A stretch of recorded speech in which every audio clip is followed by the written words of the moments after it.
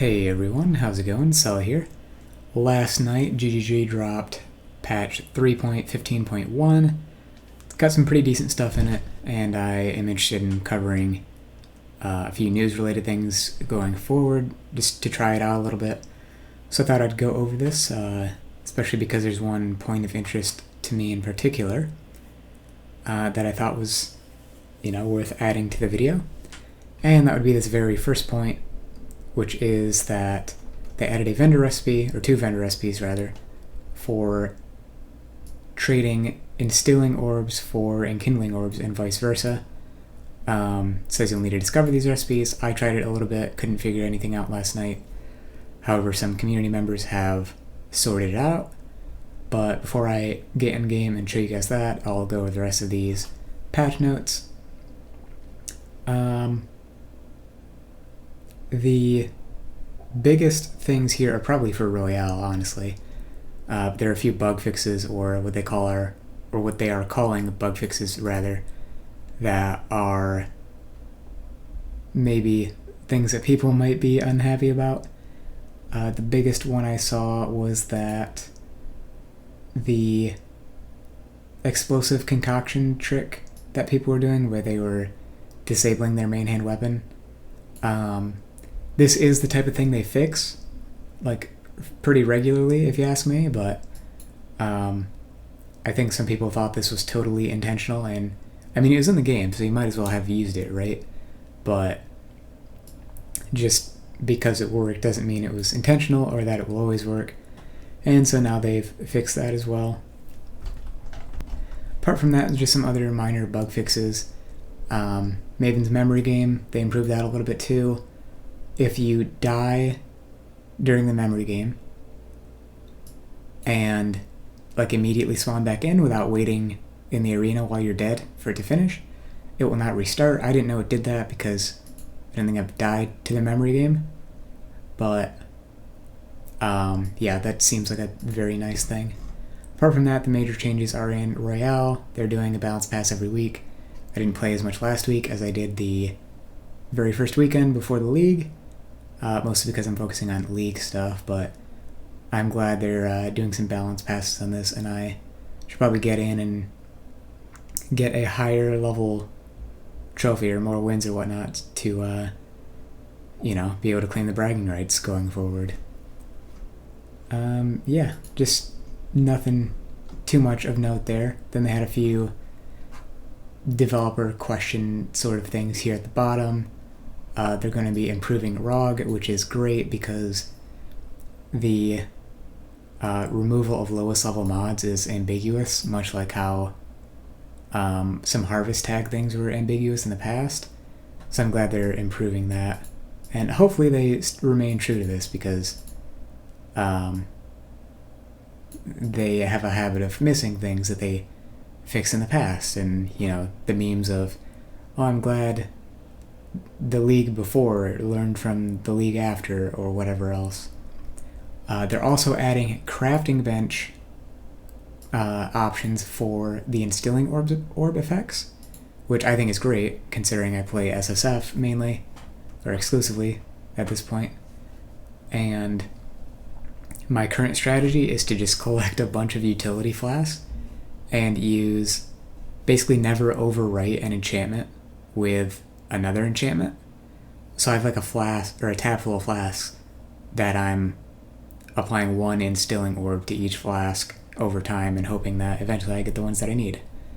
But between the two updates, the vendor recipe and the crafting bench ability, that should be great.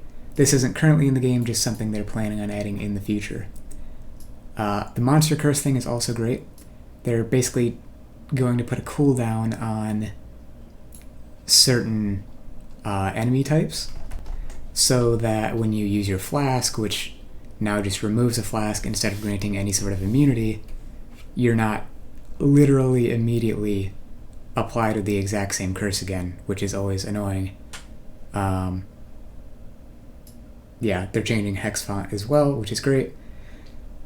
And they're removing silence from hex font, which is probably the best change out of this whole thing. Okay, the entire change is pretty amazing whenever they come out with it. Again, not quite in the game yet.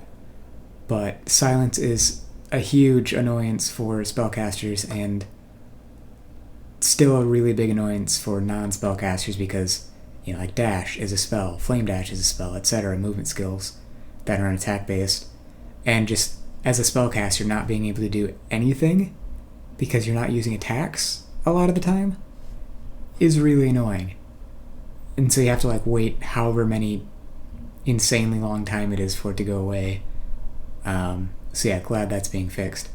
And they said in this patch 3.15.1 or shortly after, they're improving Gwennon's gambling, basically improving unique chances for certain items.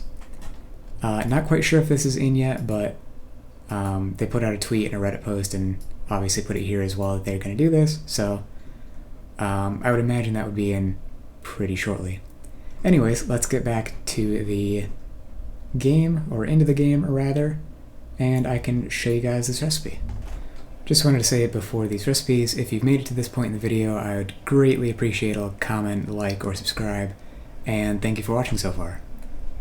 Now, the recipe. It's pretty basic, they said so in the announcement. It didn't take too long to figure out, which is great, especially because I'm pretty sure only 5 out of the 6 recipes added with Ultimatum have been discovered. I might make another video about that when the last one gets discovered, or if I am able to find some more information online. So, the recipe is as follows. To get an Instilling Orb from a vendor, you need 2 Enkindling Orbs, 1 Orb of Alchemy, and a Trigger Gem, like a casting damage taken. But probably not a casting damage taken, because that's expensive, and you can use something like Reckoning. Reckoning has the trigger tag, and it only costs a Scroll of Wisdom instead of an Alch, like casting damage taken. And if we go over to Xana here, can trade those for an Instilling Orb. And I'm going to go ahead and do both of those because I value the Instillings much higher than the Enkindling Orbs right now. Unfortunately, I can't show off the other recipe because it requires 4 Instilling Orbs, and I only have 3. And now I don't have another Enkindling Orb to get the 4th. But the Enkindling Orb recipe is 4 Instilling Orbs, 1 Orb of Scouring, and a Trigger Gem. So instead of Enkindling, Alch, Trigger, it's Instilling, Scour, Trigger. So should be pretty easy to remember. If not, you can reference this video, or probably the vendor recipes page on PoEDB, or the wiki if that ever gets better. But yeah, that was discovered by someone on Reddit named RedBeavor540. So shout out to them. Great work, everybody that chipped in to find the recipe in such a short amount of time. And that's pretty much it for me, guys. So thank you very much for watching once again. I hope this helped you guys out, and I'll see you next time. Peace.